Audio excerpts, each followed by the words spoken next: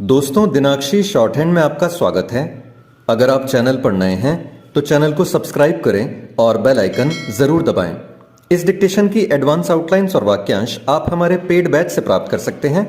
हमारे paid batch में आपको प्रतिदिन सभी डिक्टेशंस की एडवांस आउटलाइंस और वाक्यांश दिए जाते हैं और कुछ ऐसी डिक्टेशंस जो केवल पेड मेंबर्स को ही प्राप्त होती हैं।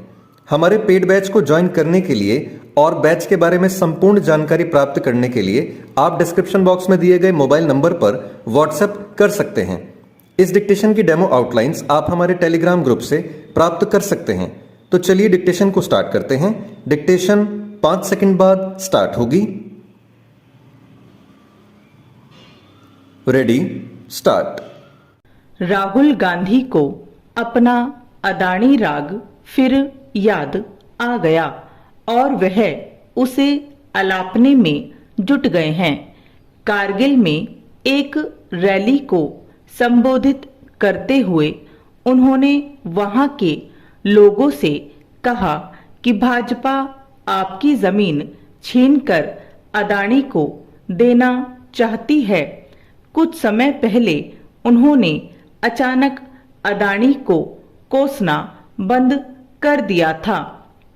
संभवतः उसका कारण यह था कि कांग्रेस की सहयोगी राष्ट्रवादी कांग्रेस पार्टी के प्रमुख शरद पवार ने अमेरिकी संस्था हिंडनबर्ग की रिपोर्ट को लेकर अदानी मामले पर संयुक्त संसदीय समिति यानी जेपीसी की मांग को खारिज कर दिया था। यह मानने के अच्छे भले कारण हैं कि शरद पवार के राजनीतिक रूप से कमजोर हो जाने से राहुल गांधी ने फिर से अदानी समूह को निशाने पर लिया। राहुल गांधी चुनिंदा उद्योगपतियों को कोसने का काम इसके पहले भी करते रहे हैं। विमान राफेल सौदे के समय वह अनिल अंबानी के पीछे पड़ गए थे और यहाँ तक कहने लगे थे कि प्रधानमंत्री मोदी ने आम जनता का पैसा खुद अपने हाथों से अनिल अंबानी की जेब में डाला है। इसी तरह जब 3 नए कृषि कानून बने तो वह गौतम अदानी के साथ मुकेश अंबानी के भी पीछे पड़ गए थे और ऐसे बेतुके आरोप लगाने लगे थे कि मोदी सरकार इन कृषि कानूनों के जरिए किसानों की जमीन छीनकर अदानी अंबानी को देने का इरादा रखती है। राहुल गांधी ऐसे भी आरोप उछालते रहे हैं कि मोदी सरकार केवल चंद उद्योगपतियों के लिए काम कर रही है और उनके ही इशारे पर चलती है। हालांकि राफेल विमान सौदे में मिथ्या और मनगढ़ंत आरोप लगाने के चलते राहुल को मुंह की खानी पड़ी थी और सुप्रीम कोर्ट की अवमानना से बचने के लिए उससे माफी भी मांगनी पड़ी थी, लेकिन वह अपनी भूलों से कोई सबक सीखने को तैयार नहीं।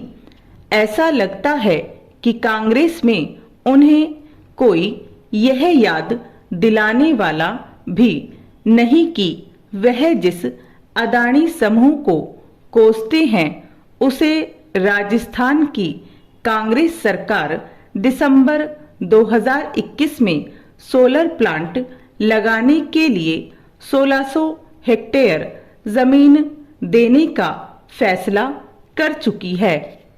क्या यह अच्छा नहीं होगा कि राहुल गांधी राजस्थान जाकर यह प्रश्न उठाएं कि आखिर मुख्यमंत्री अशोक गहलोत ने अदानी समूह को इतनी अधिक जमीन क्यों दे दी?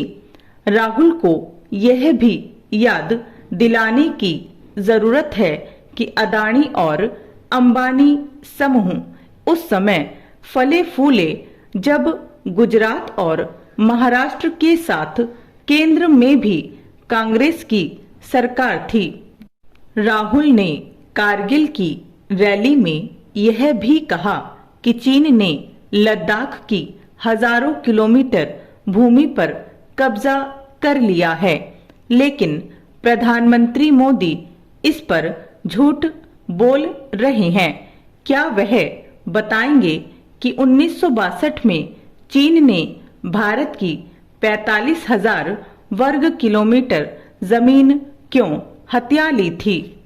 राहुल गांधी कुछ भी कहने के लिए स्वतंत्र हैं, लेकिन उन्हें यह भान होना चाहिए कि अनर्गल आरोप उनकी विश्वसनीयता को कम ही करते हैं।